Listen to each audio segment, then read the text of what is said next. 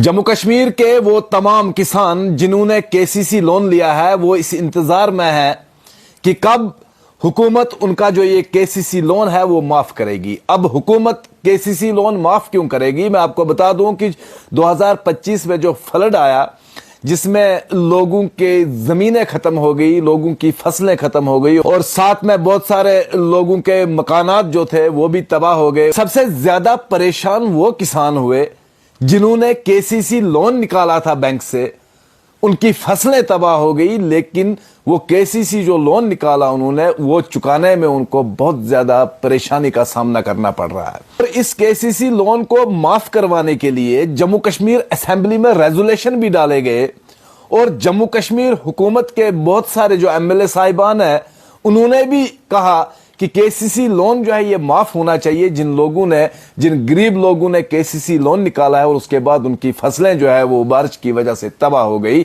उनका ये KCC loan माफ होना चाहिए। लेकिन हुकूमत की तरफ से अभी कोई जवाब नहीं आया और ना ही इन लोगों का जो केसीसी लोन है वो माफ किया गया।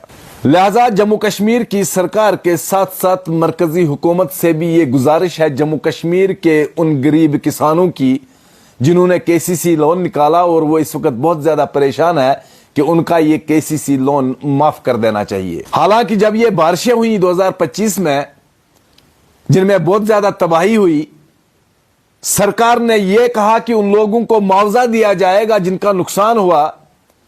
बहुत कम लोगों को मुआवजा मिला और यह भी कहा गया था जिन लोगों ने केसीसी लोन निकाला है उनके लोन के बारे में भी सोचा जाएगा, उनका लोन माफ किया जाएगा।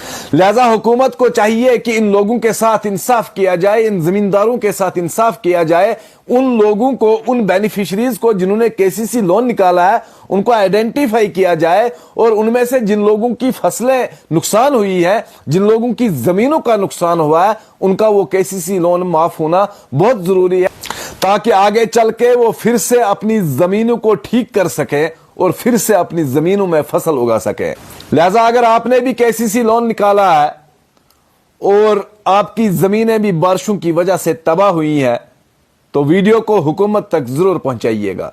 मुझे दीजिएगा इजाजत, बहुत बहुत शुक्रिया।